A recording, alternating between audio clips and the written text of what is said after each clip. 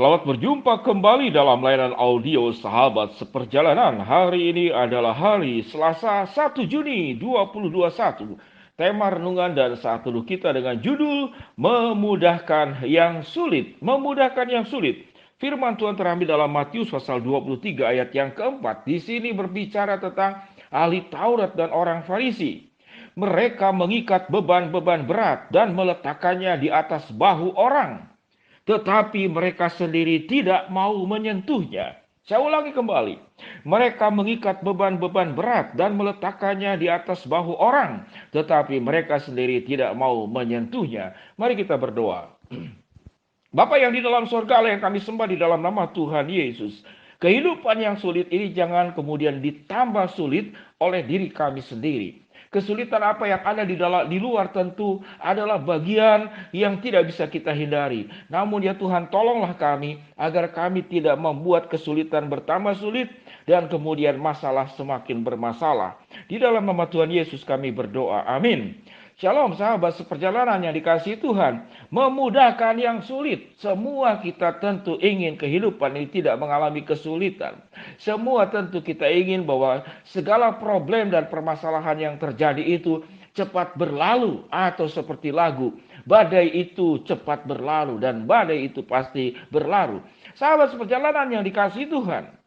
Kesulitan yang ditimbulkan oleh karena lingkungan, oleh karena pandemi COVID-19, oleh karena resesi ekonomi, oleh karena musibah, oleh karena bencana, adalah sesuatu yang tidak bisa kita hindari.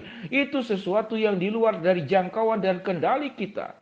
Namun ada hal yang paling penting, bagaimana supaya kesulitan itu menjadi dipermudah. Jawabannya itu sederhana, yaitu janganlah engkau menjadi orang sulit, atau berhentilah jadi orang sulit.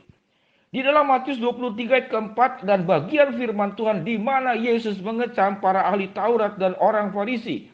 Mereka adalah orang-orang sulit yang mempersulit kehidupan orang lain. Sehingga firman Tuhan berkata mereka mengikat beban-beban berat dan meletakkannya di atas bahu orang, tetapi mereka sendiri tidak mau menyentuhnya. Jadi orang ini adalah troublemaker, pembuat kesulitan, pembuat masalah. Ahli Taurat dan orang Farisi itu terjadi di zaman Tuhan Yesus. Namun secara tidak sadar, kita pun menjadi ahli Taurat dan orang Farisi yang ada di dalam lingkungan kita sendiri. Kita menjadi ahli Taurat dan orang Farisi di dalam rumah tangga kita. Kita menjadi ahli Taurat dan orang Farisi di lingkungan kerja kita. Kita menjadi ahli Taurat dan orang Farisi di bawah, katakanlah, di mana orang-orang yang kita pimpin yang ada di bawahnya. Kita menjadi orang ahli Taurat dan orang Farisi yang tidak membawa kemudahan kepada orang lain, namun kesulitan. Apa ciri-ciri daripada orang-orang sulit? Ciri-ciri orang sulit itu adalah orangnya itu cari enak sendiri. Menaruh beban pada orang lain, dia tidak melakukannya dan tidak mau ada beban dalam dirinya. Orang sulit itu menuntut hak namun tidak menjalankan kewajiban. Orang sulit itu mengemas kebohongan sebagai kejujuran. Orang sulit itu adalah kehidupannya tidak pernah peduli kepada orang lain dan hanya peduli kepada diri sendiri.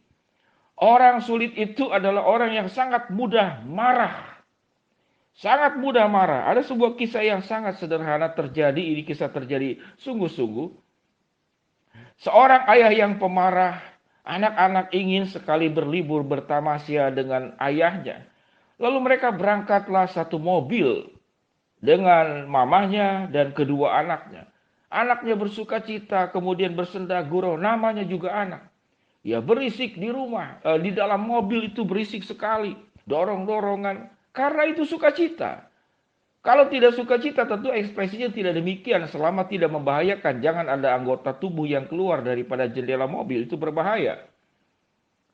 Dan ayah ini adalah ayah pemarah. Dia mencoba menahan untuk tidak marah karena ini sedang tamasya, tidak mau terganggu. Namun tatkala dalam perjalanan tiba-tiba ada kotoran burung yang jatuh dan menempel di kaca depan mobilnya. Lalu karena sudah kesal dengan anaknya yang berisik, yang ribut, tidak bisa melihat sebagai hal yang positif. Lalu mobilnya terkena kotoran burung yang menempel di kaca depan mobilnya. Lalu tiba-tiba dia marah, ngamuk, dan berkata-kata kasar. Bisa diam tidak, atau dan selanjutnya. Maka tamasya itu tetap berjalan, tapi kehilangan sukacita. Tujuan daripada tamasya sebagai sebuah kebersamaan itu hanya tidak terjadi. Setelah peristiwa itu, anak-anaknya tidak pernah mau lagi. Tidak pernah mau lagi diajak berjalan bersama tamasya dengan ayahnya. Karena peristiwa traumatik untuk hal kecil saja, ayahnya itu menjadi seorang pemarah. Sahabat seperjalanan yang dikasih Tuhan, itu contoh yang sederhana. Bagaimana dengan pemabuk? Pemabuk itu dia ingin katakanlah menyelesaikan masalah dalam hidupnya.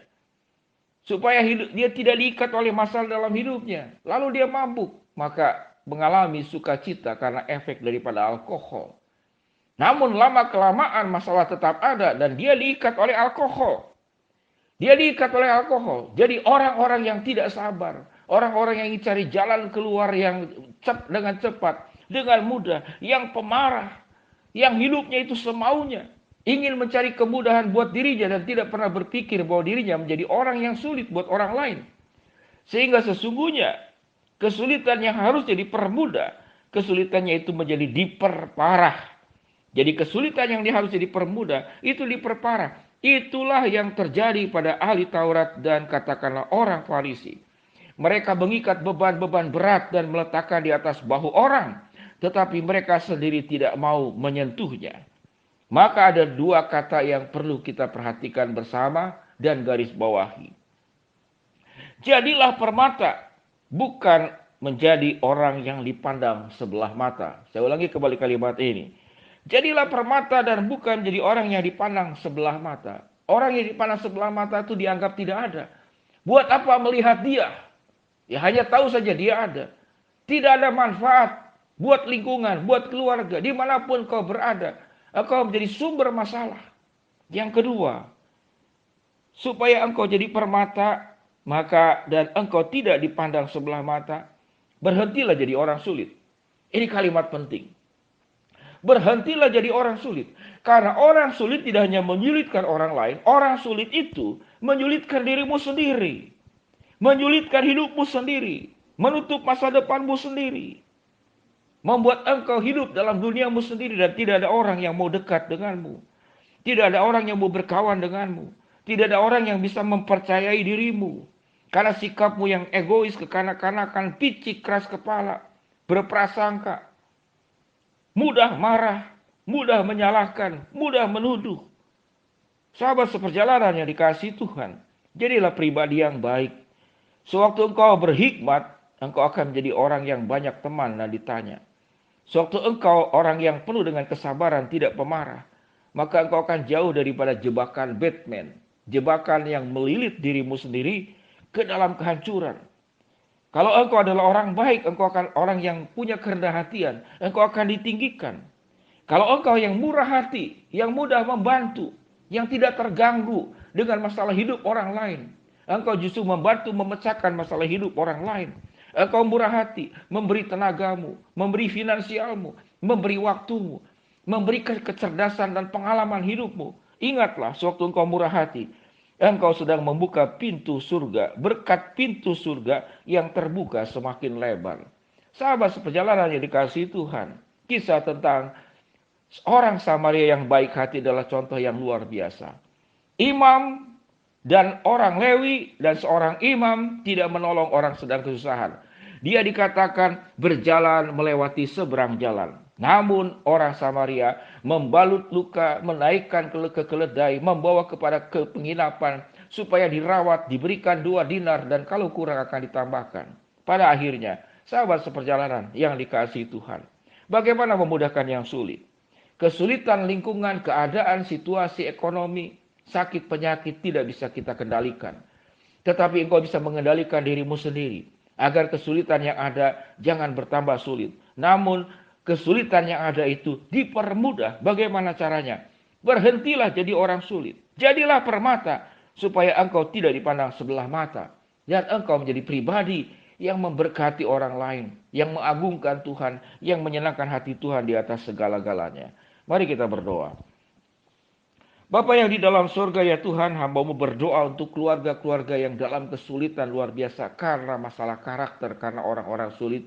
Bila ya Tuhan Engkau akan ubahkan orang-orang seperti demikian, kalau itu ada pada diri kami. Bila ya Tuhan karakter-karakter sulit dalam diri kami dibuang jauh-jauh, kami bakar, kami injak di dalam nama Tuhan Yesus.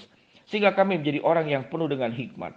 Berkati ya Tuhan untuk semua yang sakit Tuhan sembuhkan, yang bermasalah Tuhan bukakan jalan. Dalam nama Tuhan Yesus kami berdoa. Amin. Shalom sahabat seperjalanan yang dikasihi Tuhan. Tuhan memberkati kita semua. Berhentilah jadi orang sulit. Jadilah permata supaya engkau tidak dipandang sebelah mata. Amin.